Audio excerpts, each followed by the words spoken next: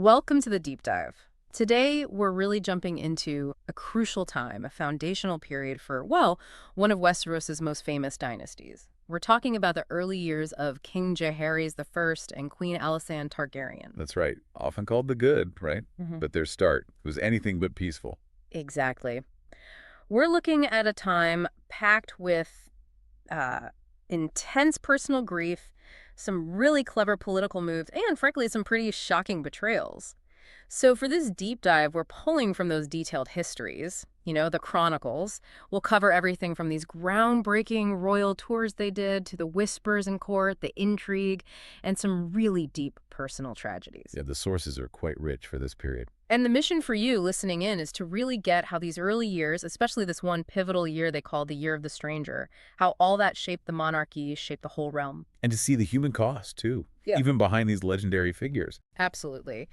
So let's explore how this young king and queen had to navigate a world still, frankly, reeling from Maegor the Cruel. Okay, so Jaehaerys I, he was a really restless kind of king, wasn't he? A big shift from his ancestors. A huge shift. He inherited a kingdom still shaky after Maegor, and his idea of being king was different, very You- personal. Like those royal progresses, Aegon the Conqueror, he'd roll up with, what, 1,000 people? And basically bankrupt his hosts.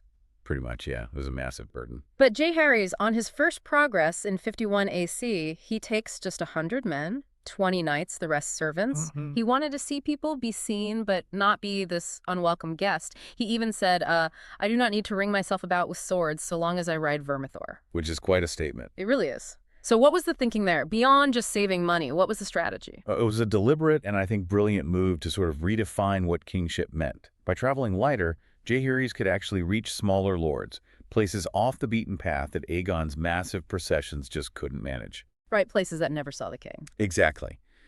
And that accessibility, plus, the undeniable awe factor of arriving on a dragon, Right. it helped build that image of him as the conciliator. He was making a connection that wasn't just about taxes and loyalty oaths. It was about engagement, shifting from distant ruler to, well, involved leader. That makes sense. A real shift. And Queen Alysanne, she wasn't just, riding alongside him quietly. Not at all. She was right there on Silverwing, often. And her contributions were just as groundbreaking, really. She started these things called women's courts. Yes, those were revolutionary for the time. The very first one was in Duskendale, apparently, a place where any woman, highborn or low, could come and talk to the queen directly, share their fears, their concerns, their hopes. Imagine that. It's quite remarkable, giving the Sure. direct line to power for people usually voiceless. But things took a dark turn pretty quickly on that progress. At Maidenpool. Yeah. Famous for Jonquil's Pool, Hmm. the healing waters. Nah. Alysanne wanted to bathe there, in the sacred bathhouse just for women.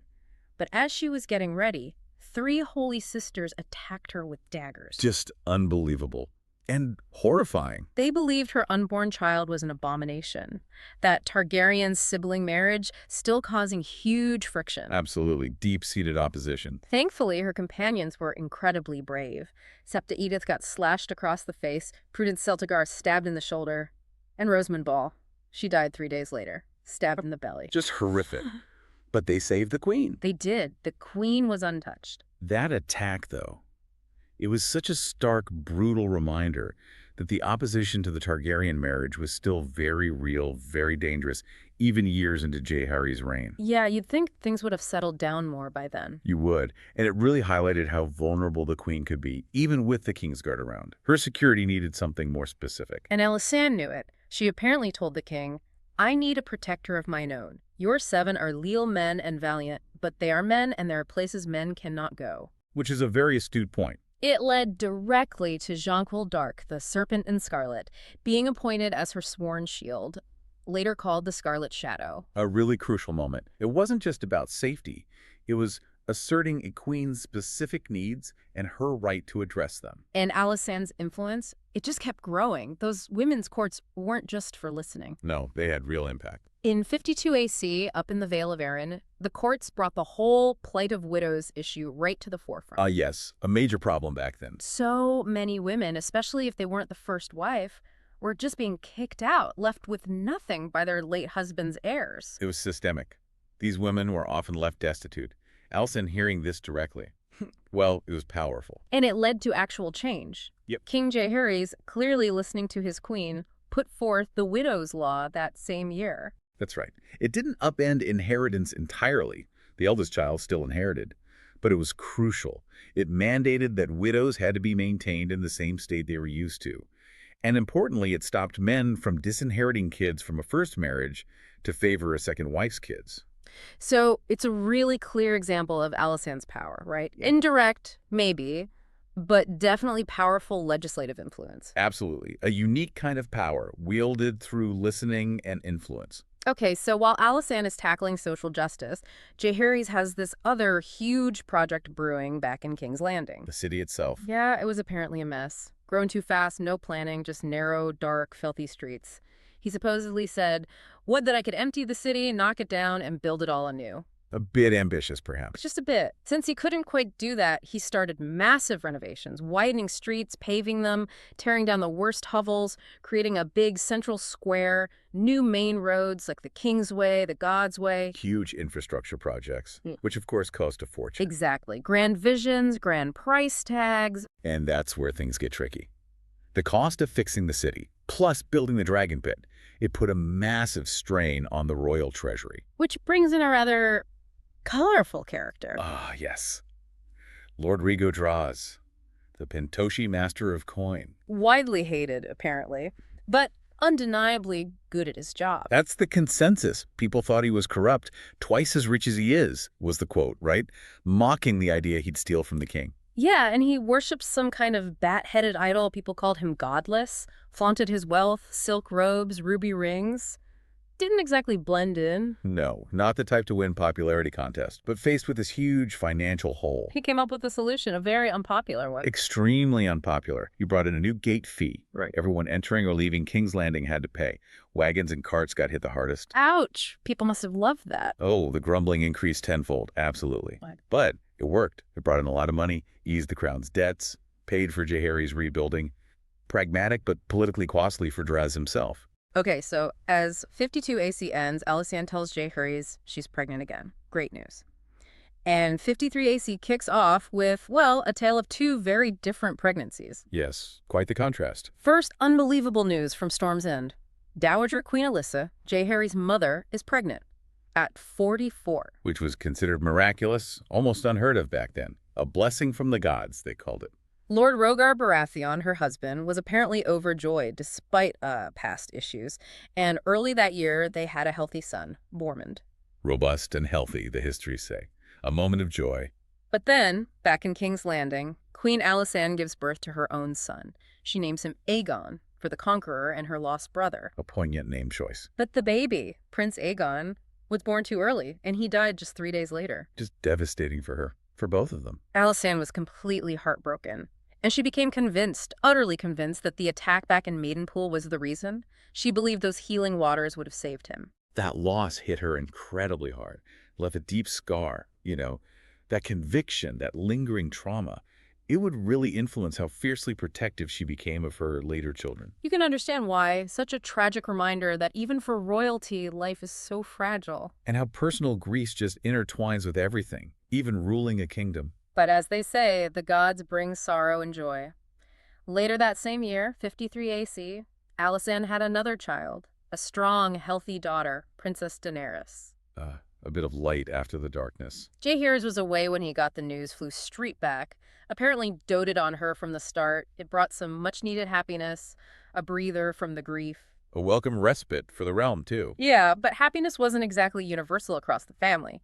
Over on Dragonstone, Rhaena Targaryen was holding court, and things there were tense. Rhaena's court had a different atmosphere. She was apparently quite cold to visitors, and her relationship with her own daughter, Arya, was really strained. Arya didn't even remember her mother from her early childhood. That's right, a difficult situation. So Arya felt neglected, didn't she? What was making her so unhappy?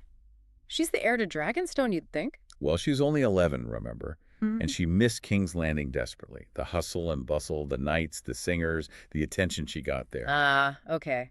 Dragonstone was boring by comparison. Exactly. She found it dull and quiet. No girls her own age. Her mother's companions apparently didn't pay her much mind. Her only real comfort was Well, the dragons. The dragons. Yeah, the hatchlings, the drakes, her mother's dragon, Dreamfire, even the old big ones like Balerion and Vagar when they were around. And one person, Alyssa Farman. Alyssa Farman. Andor's sister, right? Rhaena's husband's sister. The very same. Alyssa told Arya's stories of the world, promised to teach her to sail. She was Arya's main confidant. But Alyssa Farman herself wasn't happy on Dragonstone either, was she? Not at all. She was restless, always talking about the wide western seas, wanting to leave, stirring up those same feelings in poor Arya. A restless mentor and a restless princess. That sounds like a recipe for trouble. It certainly planted seeds for what was to come.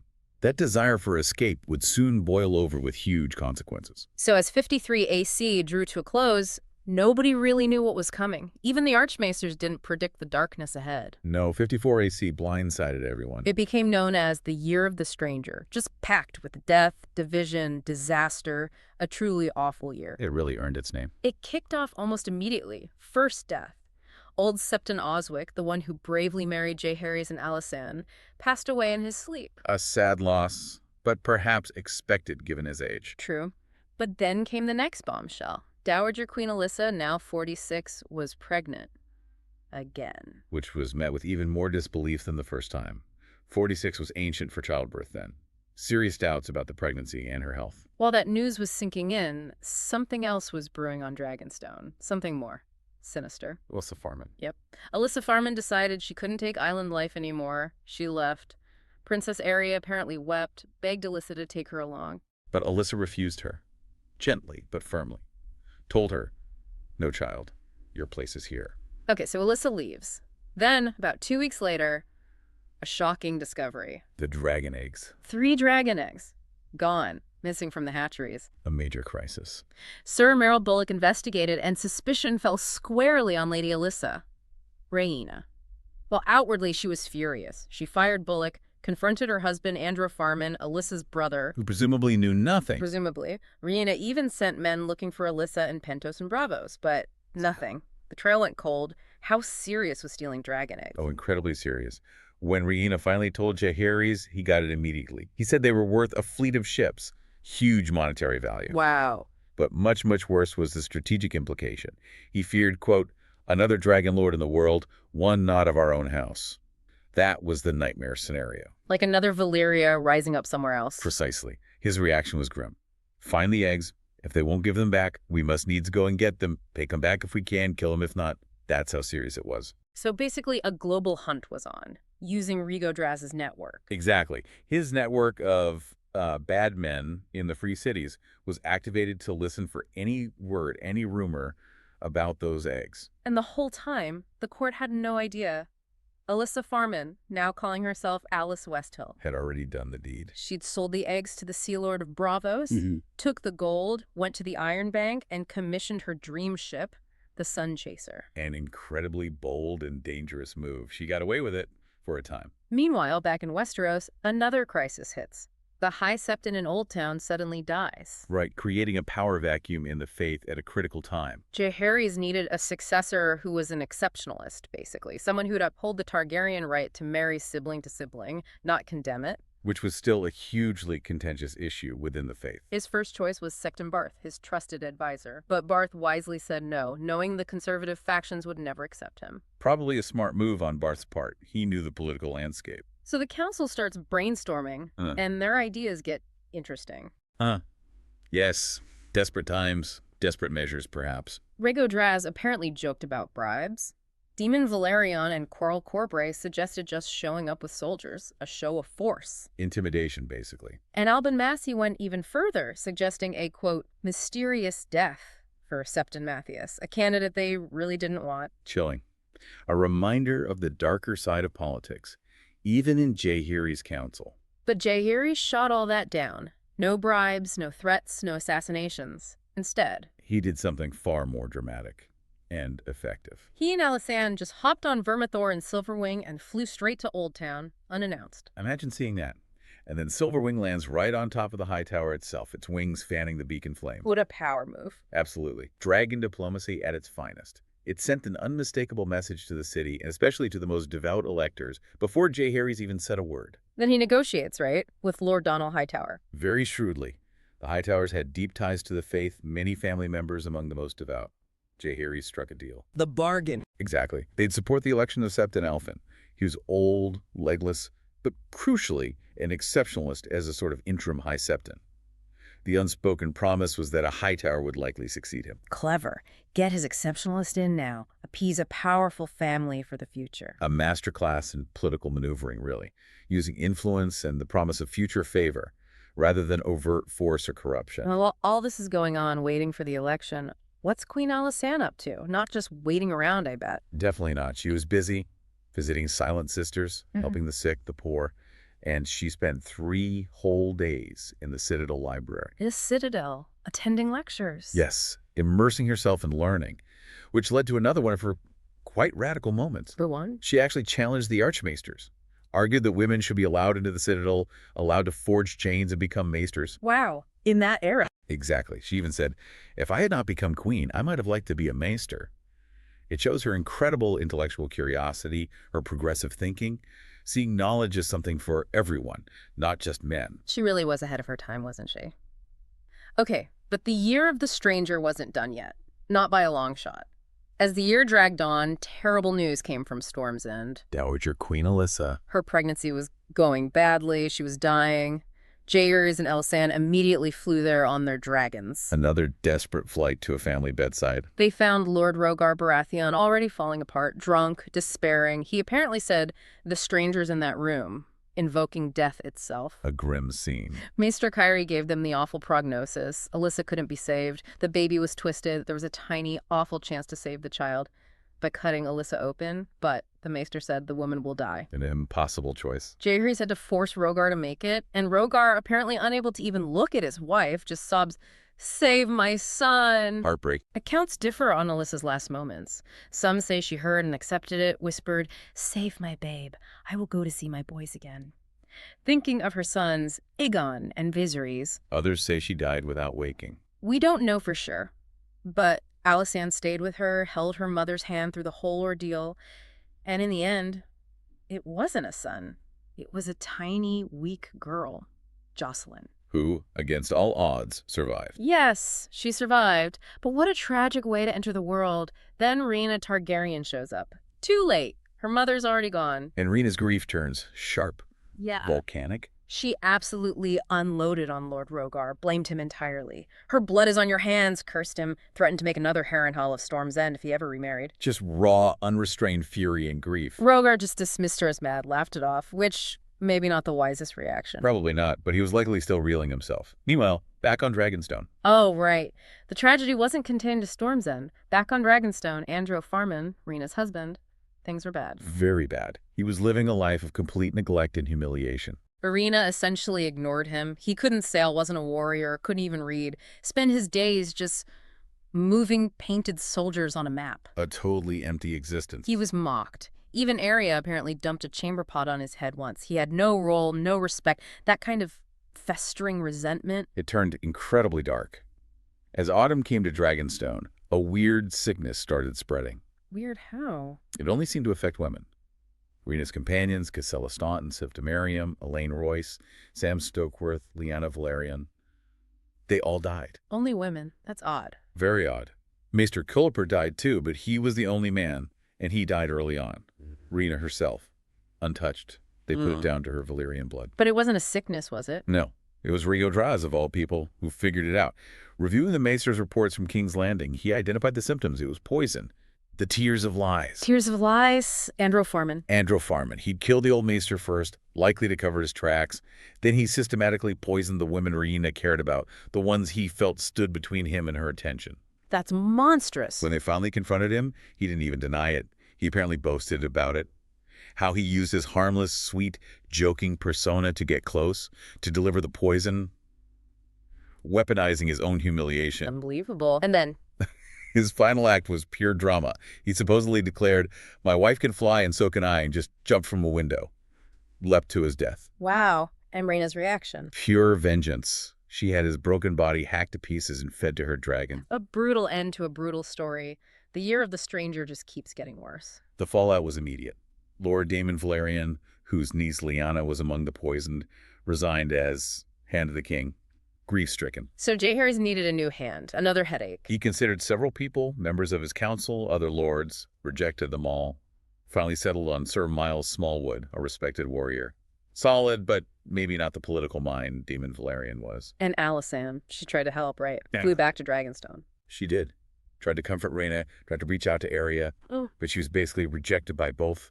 Rhaena was lost in grief and anger, even yelled at Alysanne. And Arya, still miserable. More than ever, resentful of her new cousin Daenerys getting all the attention. She begged Alysanne, pleaded to go back to King's Landing with her. But Rhaena wouldn't allow it. Rhaena refused. Coldly told Alysanne, "You have my throne, content yourself with that." Basically cutting Arya off from her last hope. That must have been the last straw for Arya. All that anger, isolation, neglect. It boiled over into the ultimate act of teenage rebellion, maybe. Yeah. But on a terrifying scale. What did she do? Princess Arya snuck out and stole a dragon. Not just any dragon. No, she stole Balerion, the Black Dread, Maegor's dragon, the very dragon that killed her own father, Aegon the Uncrowned. Oh my God. A 12-year-old girl stealing the biggest, oldest, most fearsome dragon in the world. She just flew away, fled Dragonstone. Rhaena saw her go, apparently cried out in fury and despair, "What did I give birth to?" And then Rhaena went after her. She mounted Dreamfire and flew off, desperately searching for her daughter. And that was it. Neither Rhaena nor Arya nor Balerion were seen or heard from again for the rest of that terrible year. Yeah. Their fate, completely unknown as 54 AC, finally, brutally, came to an end. What a cliffhanger. What a devastating year. Hashtag tag tag outro. It's just relentless, isn't it? This sheer intensity packed into that single year, Yeah. 54 AC, the year of the stranger. Absolutely. So you've journeyed with us through it all. Stolen dragons, bold political plays, these heartbreaking deaths, and betrayals that just cut so deep. You can see how it all irrevocably shaped Jaehaerys, Alysanne, their family, their reign. Yeah, you really see how even during a time that's supposed to be about peace and building, these incredibly intense personal struggles, these hidden resentments within the ruling family, they can just explode outwards, unleash absolute chaos. It shows that their reign, hailed as the good, was built on some seriously shaky, grief-stricken foundations at the start. It wasn't simple, it wasn't easy. It really makes you think, doesn't it? When the stakes are that high, throne and realm high, and personal grief gets tangled up with political ambition, how much control does any ruler really have? That's a great question. And what are the hidden costs? Even when you have the best intentions, like Jaehaerys and Alysanne often seem to, what's the price paid by those closest to the fire? Something to really mull over. The complex nature of power, family dynamics under pressure, and just plain survival in a world where even the most powerful people face these kinds of unimaginable trials. What would you have done in their shoes? Worth thinking about. Thanks for joining us on The Deep Dive.